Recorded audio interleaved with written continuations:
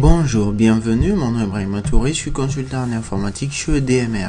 Dans cette vidéo, s'inscrivant dans le cadre de nos séries de vidéos sur la technologie WPF de Microsoft, nous allons présenter la leçon intitulée Binding Operation dans le chapitre Liaison des données. La classe Binding Operation est une classe qui a en son sein un certain nombre de méthodes statiques qui sont utilisées dans le cadre de la manipulation d'une liaison de données. Alors ici, lorsque nous faisons F5, nous pourrons savoir à peu près ce que nous voulons faire réellement ou concrètement en termes d'exposition ou de manipulation des éléments de cette classe. Alors lorsque nous cliquons sur un élément donné ici, en l'occurrence l'élément Acacia, et que dans la partie détail réservée pour l'édition, l'ajout ou la suppression d'un élément donné dans cette fenêtre, nous avons besoin de l'ensemble de ces composants qui représentent ici un certain formulaire. Mais il se trouve que cette vue détail est liée à notre contexte de données. Ce qui veut dire que quand on va changer une valeur, cette valeur va affecter automatiquement l'élément courant sélectionné. Et ce que nous voulons, c'est nous débarrasser des valeurs que nous avons dans le formulaire-ci et l'utiliser pour l'enregistrement, par exemple, d'un nouvel élément. Alors, comment arriver à cela? Parce que tout simplement ici, lorsque nous sélectionnons la valeur se trouvant dans la liste ici, pour enlever cette dernière, en l'occurrence, par exemple, nous venons dans Acacia, que nous enlevons ceci. Nous venons dans la partie âge, nous enlevons cette valeur. Dans la partie fruit, c'est-à-dire nom de fruit, nous enlevons cette partie.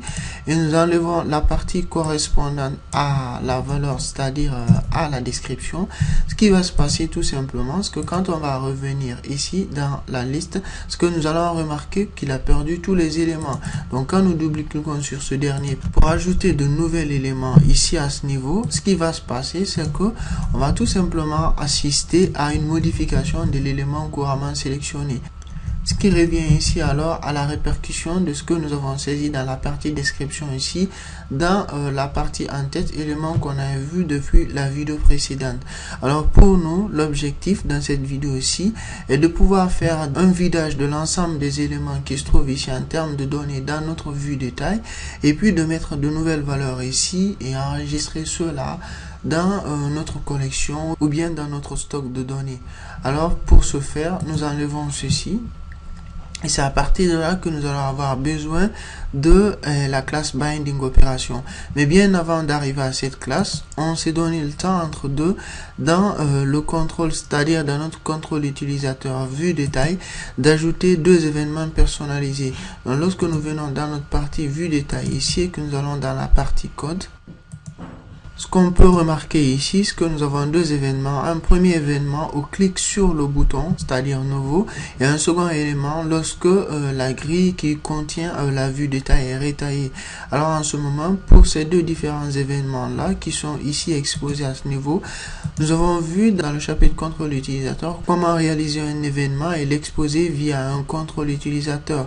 Alors ici, dans la partie sur le clic du bouton nouveau, nous levons cet événement ici. Et lorsque la taille de la grille change, c'est-à-dire la grille qui contient notre vue détail, là aussi nous levons l'événement que nous avons appelé détail disparition et notre événement que nous avons appelé nouveau. Alors ici nous revenons dans notre vue master détail et dans notre contrôle vue détail ici que nous allons nommer en le disant par exemple xname. Alors nous dirons vue détail. Dans ce dernier, nous allons essayer de générer les événements nouveaux et écrits disparition. Donc ici, nous mettons nouveau. Donc au clic sur le bouton nouveau, à ce niveau, nous avons un nouvel événement qui est vue détail nouveau vers lequel nous pouvons naviguer. Et dans cet événement-là, nous voulons faire un clear de l'ensemble des données qui se trouvent dans notre vue détail. Alors en ce moment, tout ce qu'on a à faire est de faire appel à notre classe Binding Operation. Nous importons l'espace de nom. Et vu que cette classe-ci a en son sein un ensemble de méthodes statiques, alors ici, nous faisons appel à la méthode Clear Binding. Et nous voulons faire un clear de binding sur notre vue détail. Donc nous ferons alors 10.vue détail.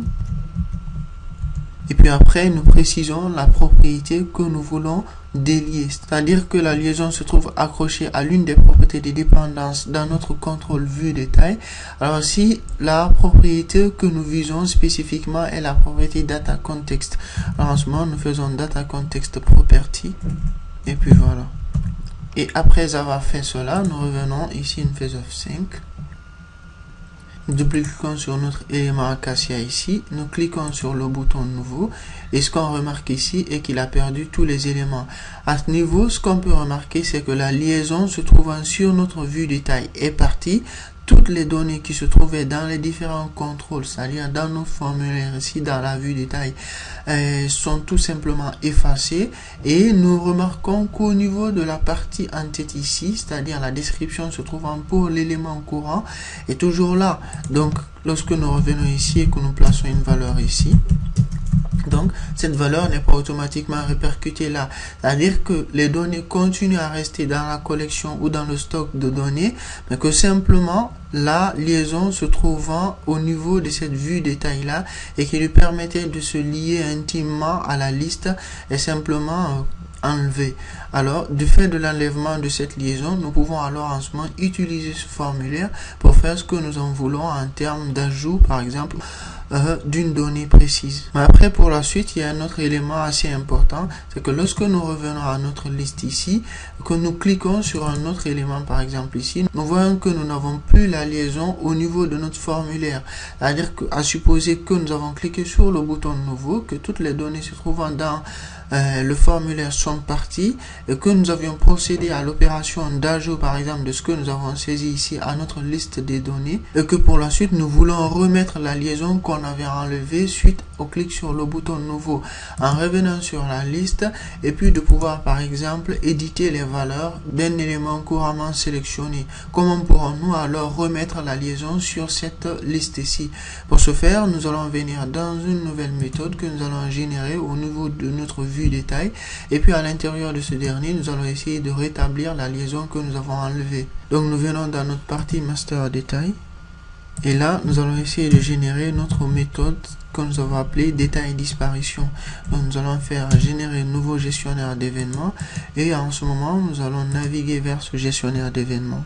À l'intérieur de ce dernier, alors en ce moment nous faisons appel à une instance de la classe binding, donc on va dire par exemple ma liaison,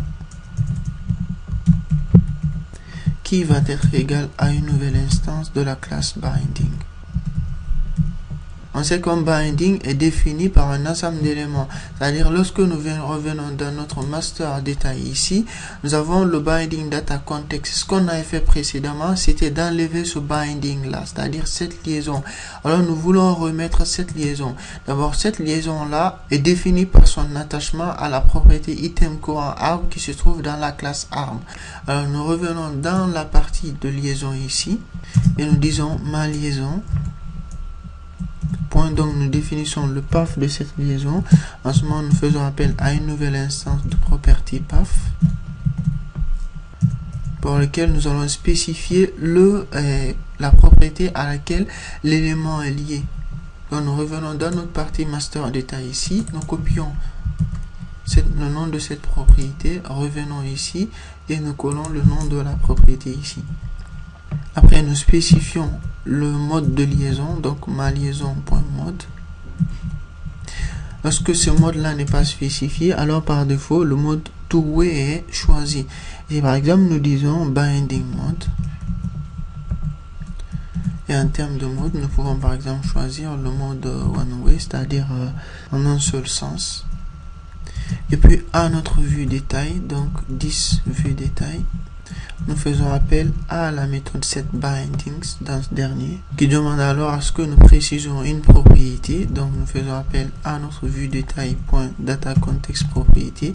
Nous voulons affecter la propriété ou binder la propriété dataContext. Donc nous faisons appel vue détail dataContext property et nous spécifions la liaison que nous voulons placer sur ce dernier. À partir de là, nous faisons ceci. Après nous relançons.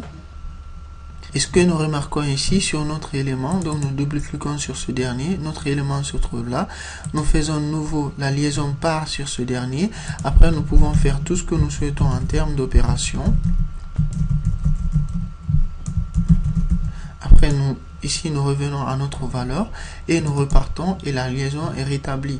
Nous faisons nouveau et les valeurs qu'on avait saisies ici se retrouvent persistants au niveau de notre vue de taille. Ces mêmes liaisons-là, c'est-à-dire que c'est-à-dire le binding qu'on avait enlevé, les différents contrôles mémorisent les éléments qu'on avait mis au sein d'eux pour pouvoir faire de nouvelles ajouts, c'est-à-dire pour pouvoir les utiliser pour d'autres opérations.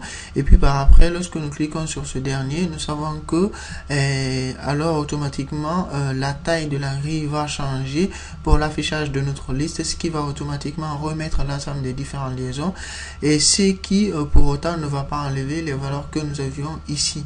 Donc là, nous revenons sur un autre élément, la liaison revient ici et lorsque nous allons cliquer sur nouveau, nous avons nos valeurs qui reviennent là. Alors ces différentes données au niveau de ces différents contrôles ne s'encombrent pas l'un l'autre, chacun est utilisé à temps opportun pour l'opération nécessaire. Voilà ce qu'il fallait savoir globalement sur la classe binding opération. Dans la classe binding opération, nous n'avons pas que seulement les méthodes clear binding, nous avons aussi la méthode clear all bindings qui peut ou qui est utilisée pour enlever tous les bindings réalisés sur un contrôle ou un élément donné. Et nous avons aussi d'autres méthodes qui sont le get bindings ou le get multi bindings. Merci d'avoir suivi cette vidéo. Je vous donne assez rapidement rendez-vous dans d'autres vidéos toujours portant sur la technologie WPF de Microsoft. Merci encore une fois de plus. Au revoir et à bientôt.